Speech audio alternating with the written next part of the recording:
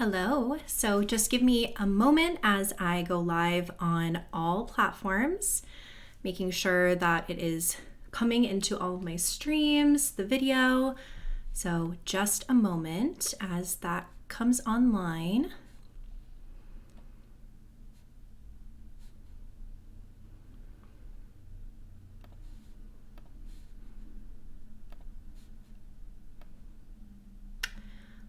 Okay, so I think I am live on all platforms right now. So let me know if everything is going well. I'm going to be checking the comments here and there. I'm going to do my best. Might not be able to see everything, but I'm going to go ahead and get started.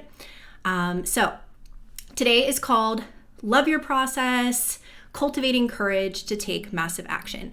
So I'm going to give you some context to begin with. We're going to talk about 3 practices that'll help you take massive action daily or near daily. We're going to talk about, kind of closing it all out with some sort of next steps and what's coming up next month to help you in this process. But these are all favorites of mine, either whether you're watching this live or you're watching this later in the replay. These are incredibly helpful, and these are things that I use all the time. I hope that you enjoy them, but to get us started, let's talk about some of the context. So first of all, love your process. Isn't that amazing that we're starting on Valentine's Day with love your process, right? So I've been studying innovation, especially everyday type of innovation, for the last couple of years. And what I've realized is that really the secret sauce to all creation, to impact, lies in the way that you approach things. So whether that be in your business, whether it be in your life, the way you speak, the way you make decisions, whatever you're doing, the way that you do it is what really, really creates an impact in a relationship with other people. So it's something that I've kind of dove into over the past couple of years with everyday innovation. I'm also a fractional COO. I've started doing more of that this year. So even though I have an operations type of mind, I really see it from the creative and the human perspective. So I want to focus a lot of my energy on creating resources and creating opportunities to continue to refine, redefine, whatever you would like to do with your own process. Make sure that you own it, that it's unique, and that you have support around it so that you can continue to do the wonderful work that you do in the world. So love your process. This whole series is going to be really just kind of an extension of everyday innovation. It is having the resources, the tools, the practices, the opportunities, actionable opportunities, to continue to innovate in the way that you create impact in the world. So I usually say that everyday innovation is like growth mindset in action, right? So I was trying to choose some sort of a phrase. I know a lot of you maybe choose phrases at the beginning of the year to kind of kick off, instead of using a resolution, you might choose a phrase that'll kind of theme your year for you. And for me, that was inspire action. So I had been online, looking at a lot of inspiration around taking action, because as we all know, you can say that you can take action, you can want to take action, but it's not necessarily the easiest thing in the world, right? Sometimes we need a little inspiration, or we need some tools or resources to kind of get us into gear, right? Well, I was looking around and most everything was that kind of hustly, very, I would say, burnout culture type of action taking advice. Very productivity oriented, which is fine in certain cases. Efficiency is wonderful. But at the same time, I was trying to look for some inspiration in a different place. And really, it kind of had to come from myself. Usually when we want to do something or we want something for ourselves, taking more action in this year. My whole last year was being pregnant and having a baby. This year, I want to have a little bit more movement. What can I do, or how can I serve others in a way that will allow me to do the same, right? That's kind of what we all say is the thing that you want. A lot of times you need to start working on it for others, or give back to your community and see how that shapes you by taking that action. So for me, it was, how can I create things in everyday innovation this year that are more actionable, that will inspire action, not how would be the best way to say this without being offensive, right? Not really force anybody into taking action or influence them in a way that is negative, but really to kind of get them excited about taking their idea and bringing it to life, or really manifesting that dream life that they want by taking those steps to get there. So that Inspire Action was part of my 2023 resolution, and also of like everything else, it kind of bleeds into all areas of my life, including Everyday Innovation, which is my newsletter. I also have a podcast, which I'll talk a little bit about at the end. There's some new opportunities there.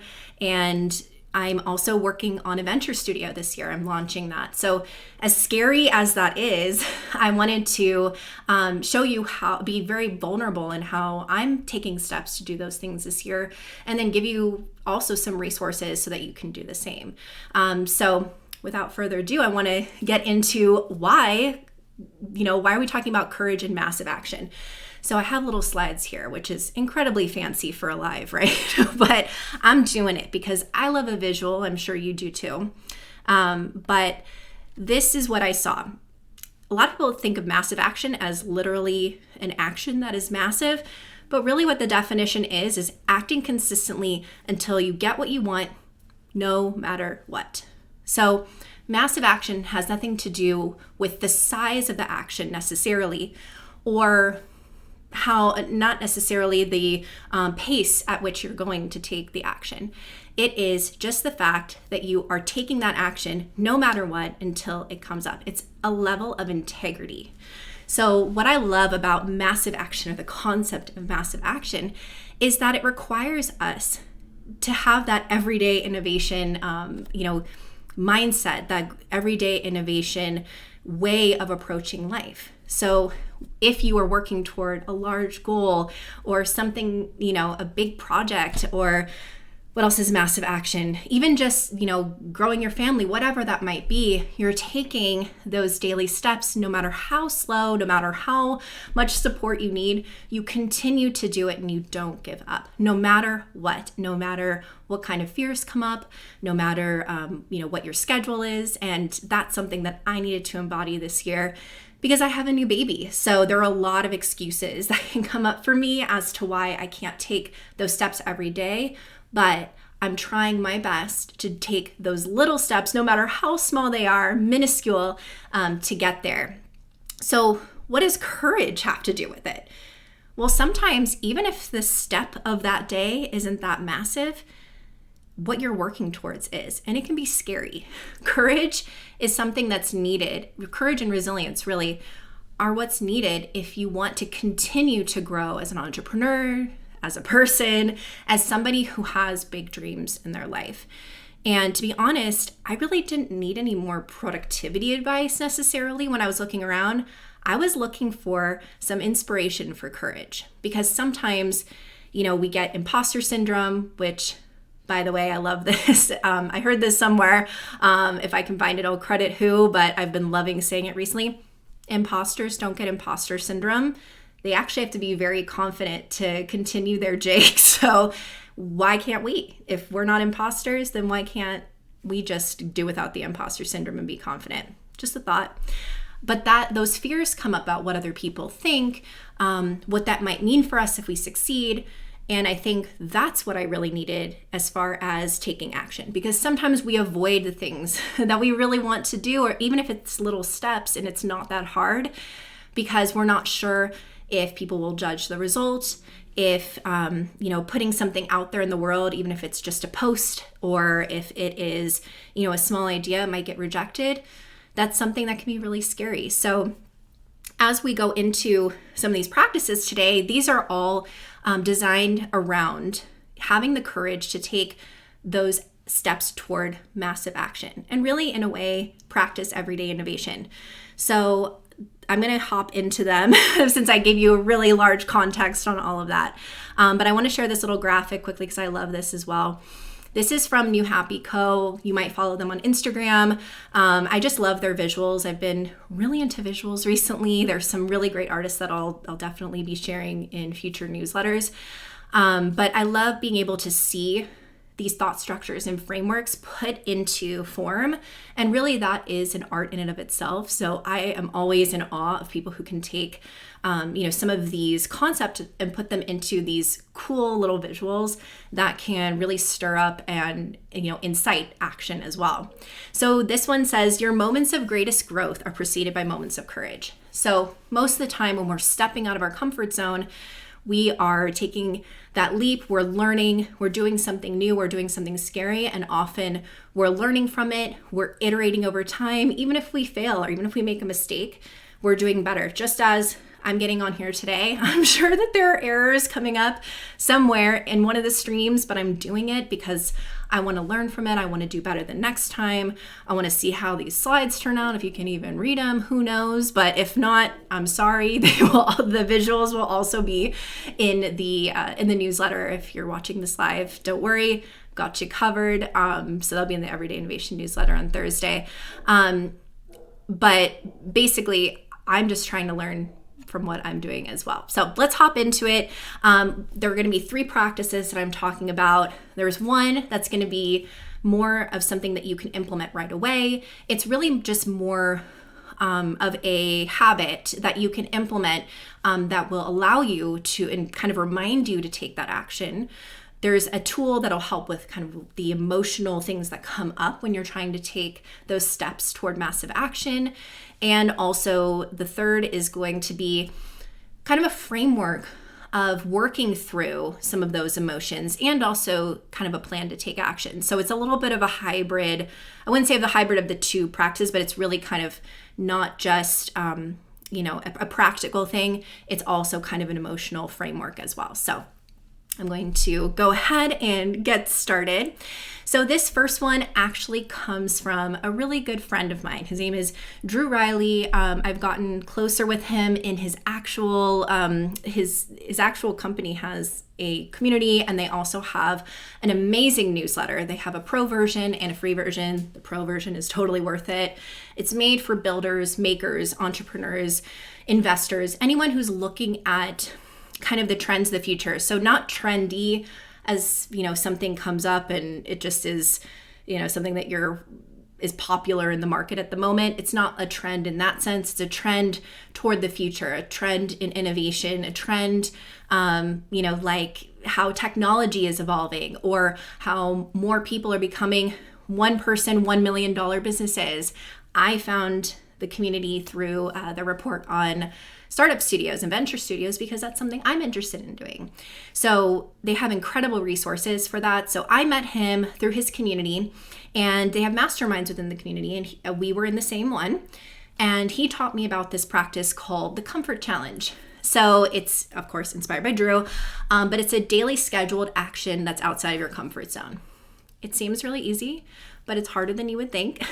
I'm going to give you some examples because it seems a little overly simplistic, but really what it is it is a scheduled thing, usually in your calendar, usually amongst your other things that you're working on, to make sure that you're doing one thing in the day that is out of your comfort zone. And it's usually either around a theme, it can be relating to a specific project, and it helps kind of get over some of that inertia that we sometimes do by kind of pushing that task off to the side that we know we probably should be working on, and it's part of our dream, but again, there's that fear around it, and maybe we can push that to tomorrow.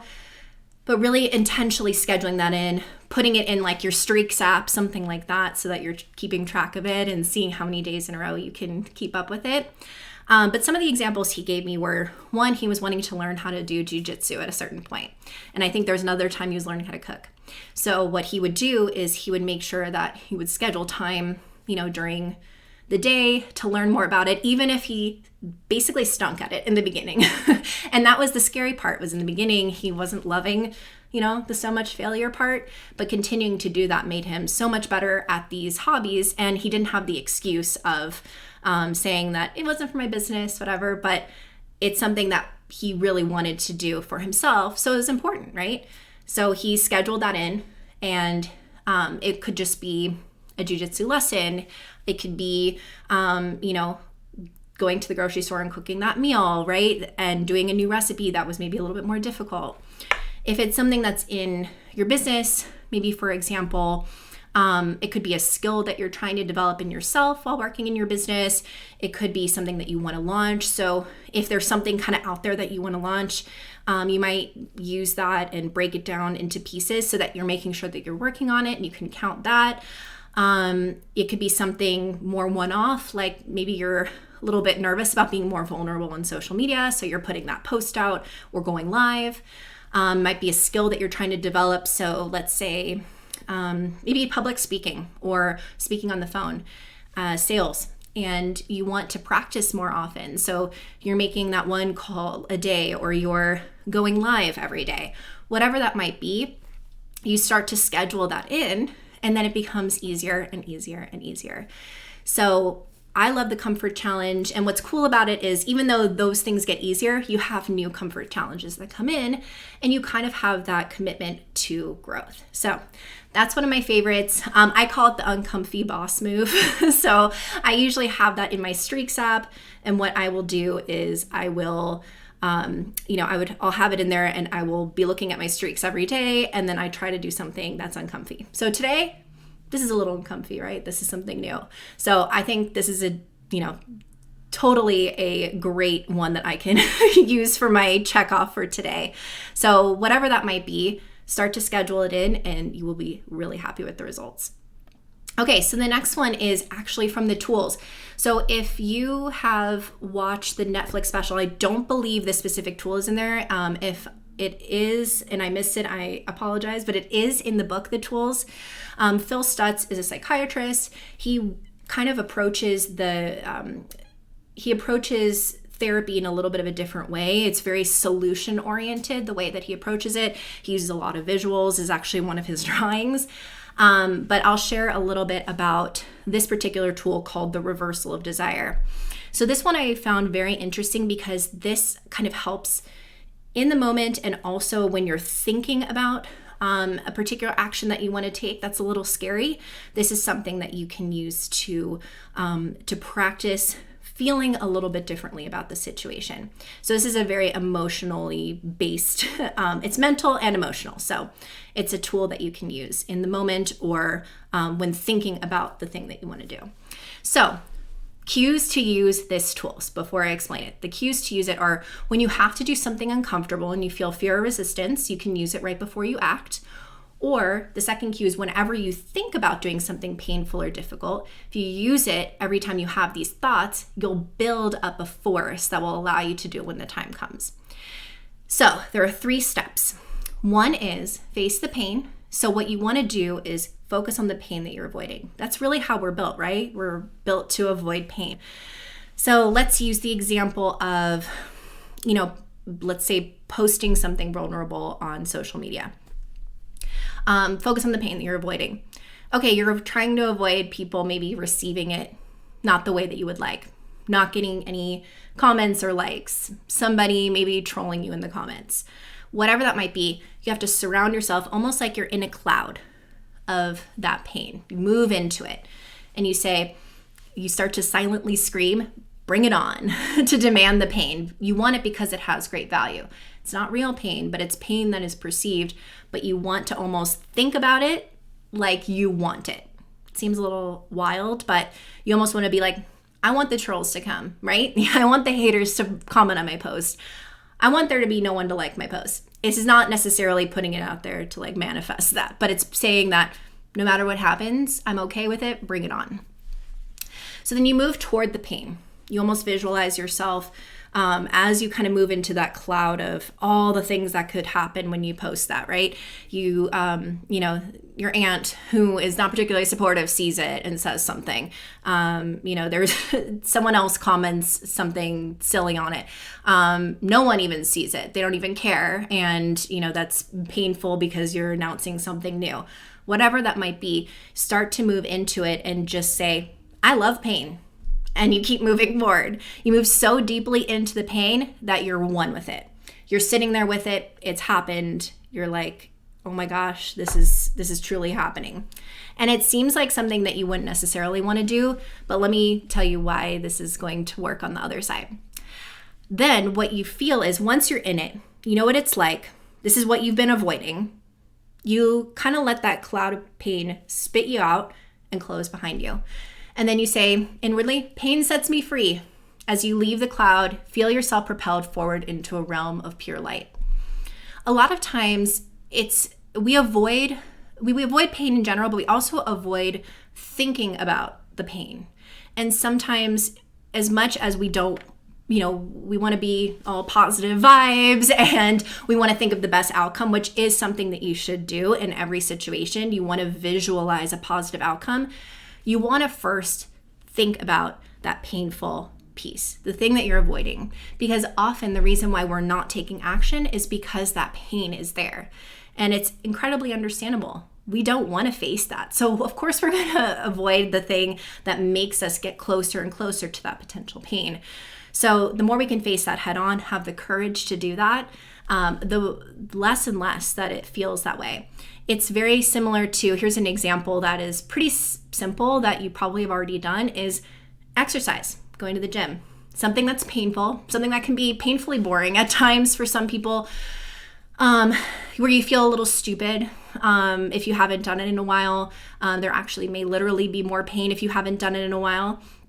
So when you lace up your shoes, go to the gym, stay there for 10 minutes, you are really embracing that I'm facing it, I'm moving toward it, and once I get in and I just do it, I have the freedom. And every time you do it, it gets less and less and less mentally painful, right? And probably physically as well. Other things as well would be, let's say, again, you're working on content, you're putting something out, and you're really afraid to share your writing. Writing for 10 minutes a day, having habits that are like that, and using this while you're doing it, kind of visualizing why maybe at the very end point you're not wanting to write before doing it, and you just start to write through it and just say, I'm embracing this, I'm embracing that this is scary, and just doing it and moving through the pain. That is a way that you can continue to take action on that. So it seems a little masochistic at times, but it's truly not. What it does is you're not actually experiencing any of it. All you're doing is letting yourself get through it and be okay with it and develop the confidence to know that you are okay no matter what. So that's just one from the tools. There's more information on that that'll be coming in the newsletter that's coming out on Thursday. And so this last one is called the fear setting exercise. So you might have heard of this before, maybe not, but I'm still going to share it with you because this is great for entrepreneurs especially. This is created by entrepreneur Tim Ferriss, who has an amazing podcast, very well known in the entrepreneurial world, of course. And this is an exercise that kind of can help you do a lot of journaling and writing around what you're planning. Again, it's facing that fear, not avoiding it. So as much as, again, we want to visualize the best outcome, we want to think positively, sometimes we have to take a moment in being courageous to think about, what really matters. And if the thing that we're analyzing is even really that scary, right? Sometimes the things that we're scared of are peanuts compared to not doing the thing. So let's talk about it. So the first piece of the fear setting exercise, and again, these visuals and an example where you can actually fill it out will be in inspiration number 11, which if you're already subscribed and you're seeing this, don't worry, you already got it. It's probably below this video. If you're watching this live, you can subscribe on everydayinnovation.io. Get the visuals, get the workable one, but here's an example. So the first piece is to define, prevent, and repair. You want to fill out these questions. So as far as the define piece, What's the worst that would happen if you take action? Get specific. Define your worst nightmares. Very similar to the tools exercise. And then rate it 1 to 10 for impact. Then next is prevent. What specific actions could you take to reduce the likelihood of these situations happening? So as far as the situations of getting a troll comment or other things happening when you're posting your content that are scary to you, right? Or that bring up a lot of fear that you're avoiding it. What would be something that would reduce the likelihood of it? Consider big and small actions. They can be little things that you can do. You can literally just say, I won't read the comments, whatever it might be. There's a million different creative reasons that you can come up with. And then repair. If the situation does happen, what would you need to do to get back to where you are or to get back on the right track? A lot of times it would be something just learning from it, iterating it, innovating, right? Taking the feedback and moving along and being grateful for it. So here's some examples for an entrepreneur. So one of them is, I'm going to run out of money. That is a 4 out of 10 setback for this person. I won't be able to succeed working on my own. 3 out of 10 setback.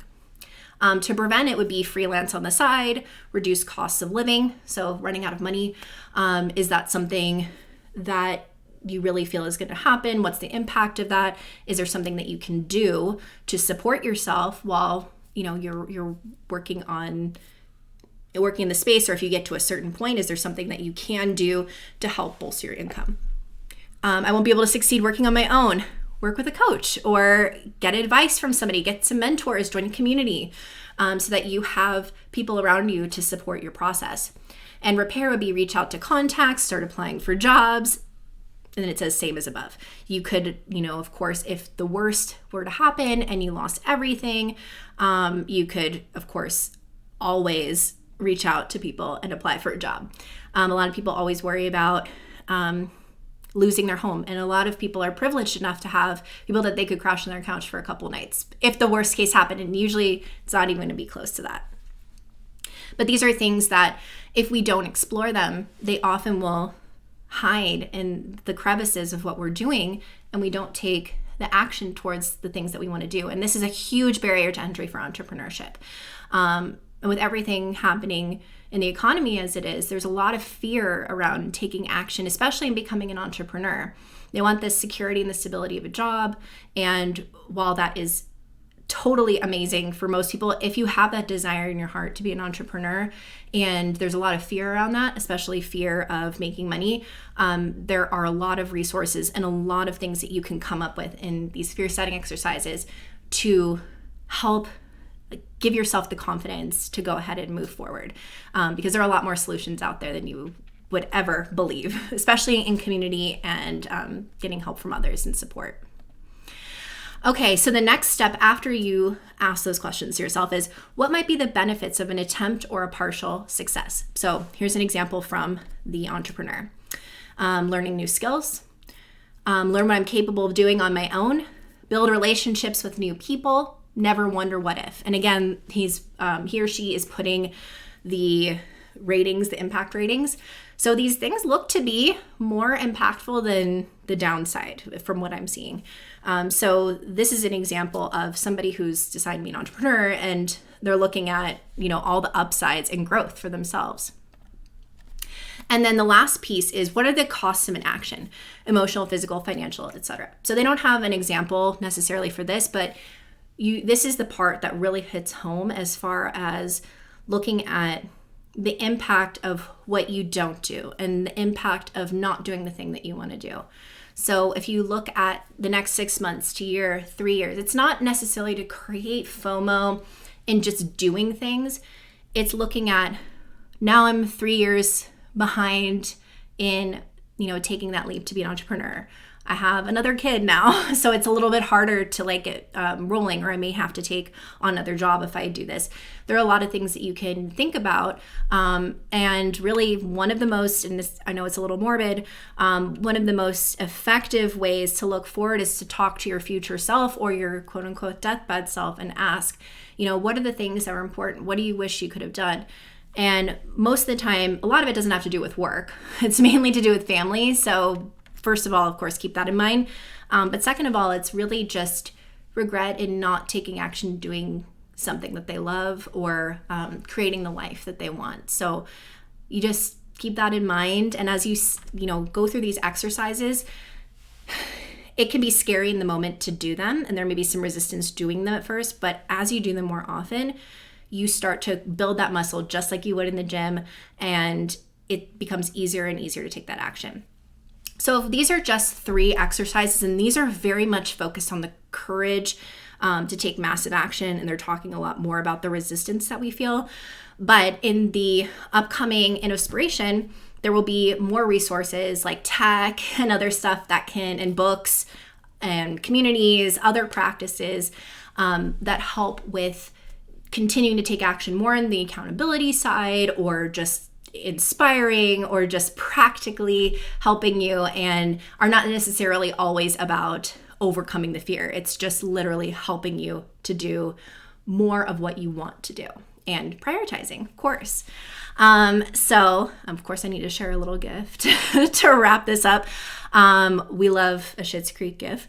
You've been stepping very far out of your comfort zone, and I think that takes a lot of courage. So I want to encourage you to love your process even more. Look at what works for you, what doesn't work, and take some reflection time to see if there's something that you've been avoiding and it's something that you want, and see if any of these practices help. And if you're just looking to take a little bit more action this year, a little bit more movement towards your goals, there is that newsletter that is coming out on Thursday.